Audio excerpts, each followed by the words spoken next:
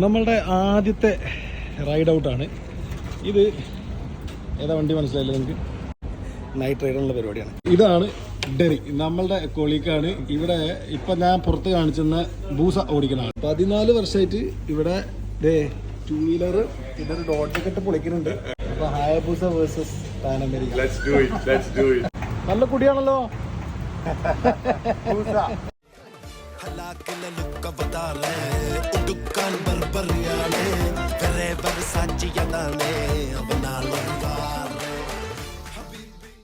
Finally നമ്മളെടുത്ത് last exit Dubai.